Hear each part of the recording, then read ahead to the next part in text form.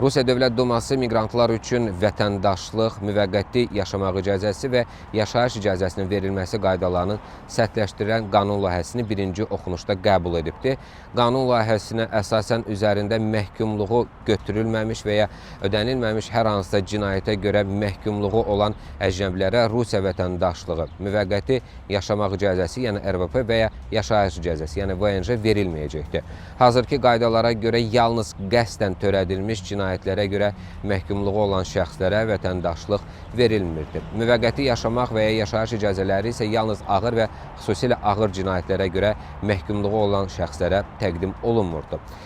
Yeni qanuna əsasən və yeni qanun layihəsi RVP və VNJ üçün müraciət zamanı əlavə tələblər də nəzərdə tutur. Belə ki, əcnəbilər məhkumluğu olub-olmaması barədə rəsmi sənəd təqdim etməlidir. Bu tələb 14 yaşdan kiçik şəxslərə şamil edilməyəcəkdir.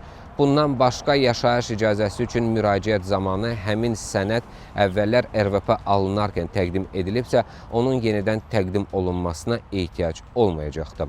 Rusiyada ən azı bir il çalışan ixtisaslı əmək miqrantları üçün də ayrıca tələblər müəyyənləşdirilir. Onlar yaşayış icazəsi almaq üçün təhsil səviyyəsini, peşə ixtisasını və Rusiyadakı əmək stajını təsdiqləyən sənədlər təqdim etməlidirlər. Qanun layihəsində yalnız Ukrayna vətəndaşları üçün 2 illik keçid müddəti nəzərdə tutulubdur. Bu müddət ərzində onlar RVP və ya VNJ almaq üçün müraciət edərkən məhkumluq barədə sənəd təqdim etməyəcəklər. Və qeyd edim ki, qanun yekun şəkildə qəbul edilərsə, rəsmi dərc olunduqdan 180 gün sonra qüvvəyə minəcəkdir.